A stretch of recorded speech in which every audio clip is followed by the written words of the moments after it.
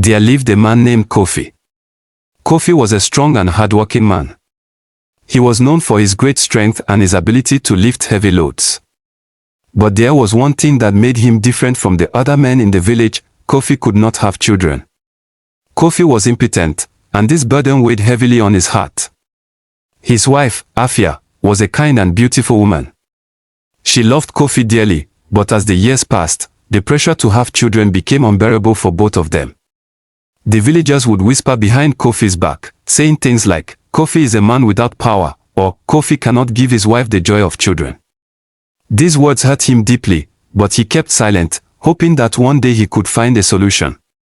One evening, as Kofi sat under the big tree in his yard, his best friend, Kwame, visited him. Kwame was a smart and cunning man, known for his sharp mind and clever ways.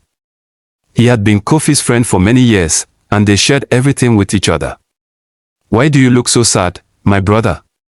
Kwame asked, sitting beside Kofi. Kofi sighed deeply and explained his troubles. "My friend, I cannot give Afia what she desires most: a child. I am impotent, and it hurts me every day. I know she loves me, but I can see the sadness in her eyes. I feel as if I am not a man." Kwame thought for a moment. "I understand your pain, Kofi. But I have an idea, a way to help you, and your wife might still have the chance to bear children." Kofi's eyes widened with curiosity. "What do you mean?" Kwame leaned in closer, his voice low. "You know how much Afia loves you, right? She would do anything for you. But there is a way to give her a child. You don't need to do it yourself. Let me be the one who help you." Kofi's heart raced as he listened to Kwame's suggestion. "You want to sleep with my wife?" Kofi asked, shocked by the idea. Kwame nodded. "Yes. I can come to your house at night, disguised as a thief. I will sneak into your home, and no one will know what has happened. Afia will never suspect anything. And when the child is born, you can raise it as your own, and no one will know the truth." Kofi was silent for a long time. The thought of another man being with his wife filled him with anger and shame. But the desire to have a child, to bring joy to Afia's life, clouded his judgment. "But what if someone finds out?" Kofi asked. Kwame smiled reassuringly. "No one will. Trust me, my friend. I am very good at what I do. Afia will never know it was me. It will all be a secret." Kofi was torn. He loved his wife so much, but he also wanted to see her happy. After much thought, he reluctantly agreed. That night, Kwame came to Kofi's house. He wore a dark cloak and covered his face with a mask. He quietly slipped into the house through the back door, just as he had planned. Kofi, unable to bear the sight, waited outside, his heart heavy with guilt. Inside, Kwame crept into the bedroom where Afia lay asleep. He approached her slowly and quietly, making sure not to wake her. Afia, who was always a deep sleeper, did not stir. Kwame did what he had promised, and then he left as quickly as he had come. Kofi waited outside, his heart pounding in his chest. The guilt and shame that weighed on him were unbearable. He knew that he had crossed a line, and he wondered if he would ever be able to forgive himself. The next morning, Afia woke up, feeling strangely tired but content. She looked around the room, puzzled by the strange feeling that something had happened, but she couldn't quite remember what. Kofi, pretending to act normal, greeted her with a smile. "Good morning, my love," Kofi said, trying to hide the guilt in his voice.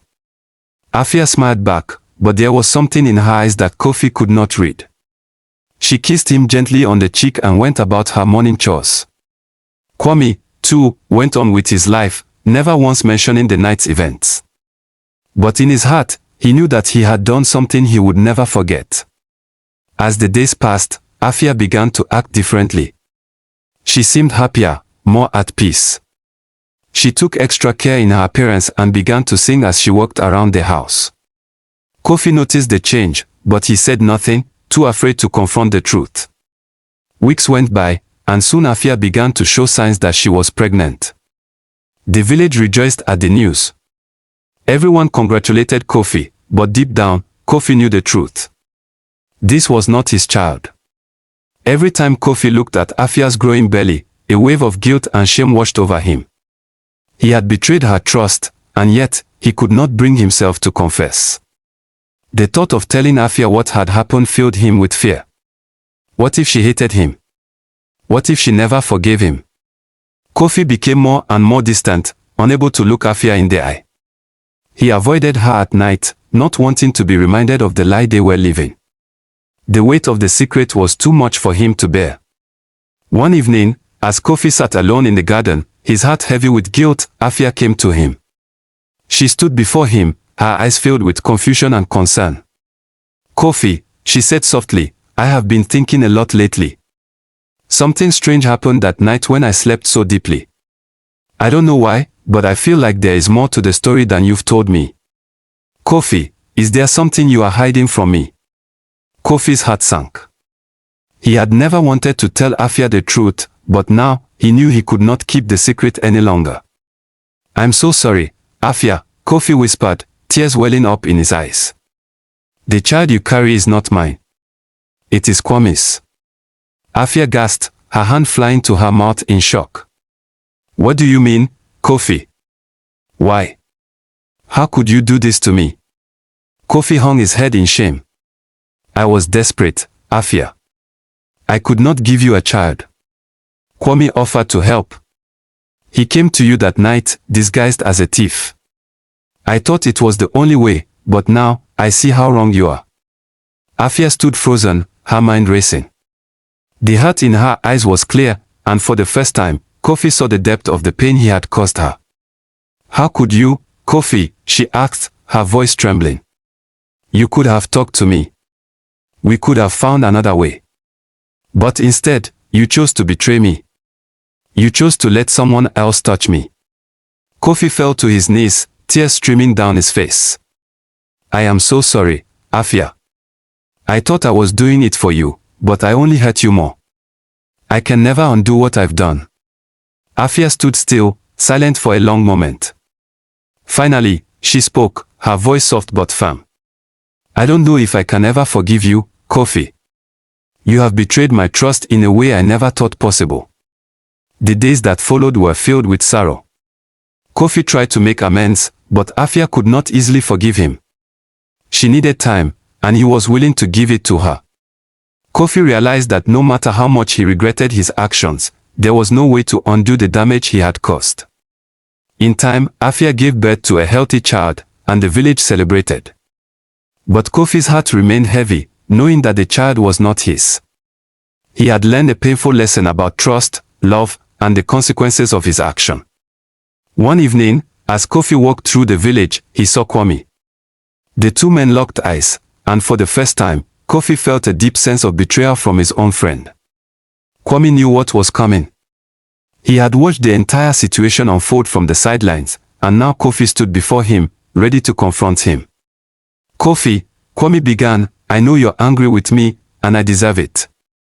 I never should have done what I did. I only wanted to help you, but in doing so, I hurt you even more." Kofi took a deep breath. "You have betrayed me too, Kwame. You promised me that no one would know the truth. But now, I must live with this guilt every day." "I am sorry, Kofi," Kwame said, his voice filled with regret. "I never thought about how it would affect you, Afia, or the child. I thought I was helping, but I was wrong." Kofi realized that both he and Kwame had made mistakes. But he also knew that forgiveness, though difficult, was the only path forward. Slowly, over time, Kofi and Afia rebuilt their relationship. It was not easy, and it took much effort from both sides. The village never learned the truth about the child, and Kofi and Afia raised the little one together. But deep inside, Kofi carried the lesson of that painful chapter in his life, that true love is built on trust, and that betrayal can never be undone. Kofi's journey to redemption continued for many years. He worked hard to prove his love for Afia and to become a better man. He helped others in the village and learned the true meaning of sacrifice. Although he could never forget his past, Kofi became known for his wisdom, his kindness, and his humility. And in the end, Kofi learned that true strength does not come from the power to father a child, but from the ability to love, to be honest, and to seek forgiveness when we have wronged those we care about. And so, the tale of Kofi, the impotent man who once betrayed his wife and friend, became a story that was passed down through generations, reminding the people of the village that love, trust, and honesty were the keys to a happy life.